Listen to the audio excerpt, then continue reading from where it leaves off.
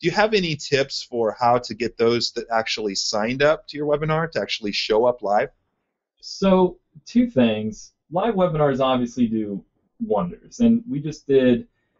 I have a client. We've done 800,000 gross in the last 7 days through live webinars, and part of the show up engagement process has been a Facebook group where it's literally like nonstop interaction with these people. So instead of using a chat, we literally do the chat in a Facebook group, and it's just explodes. Like, it's insane. So that is one thing you can do, especially if you have a bigger audience. I mean, sometimes if you only have 100 people, maybe not worth it. But what I've also done in the past is on the thank you page of registration, I'll put a Facebook event, and this is with live webinars again.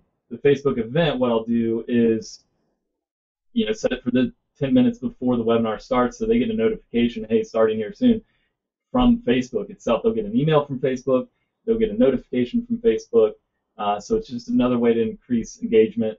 Plus, when people go there and say, I'm going, and this, again, don't ever create the event and then invite people through Facebook. I think that's annoying, so maybe, I don't know, you could probably do it, but I hate when people invite me to events that are webinar.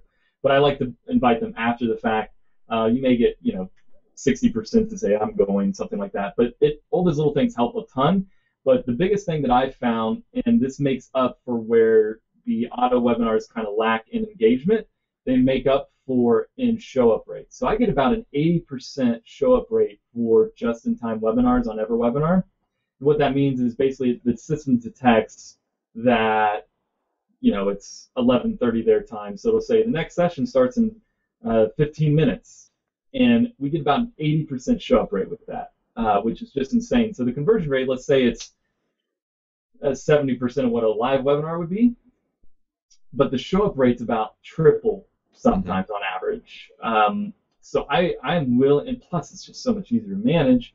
And we actually have a full-time 24-hour staff of support team that answers the chat in real time. So if someone jumps on at 1 in the morning and has a question about the webinar, the support team knows that they have frequently asked questions. They'll just reply to the question, and that doubles sales conversions on an automated webinar easily. I mean, we've seen it 4x sales versus not doing it. So those are a few things we do to help engagement on the back end. But yeah, 40% is kind of the benchmark on live. Seen as high as 80% on just-in-time webinars, which makes just all the difference in the world.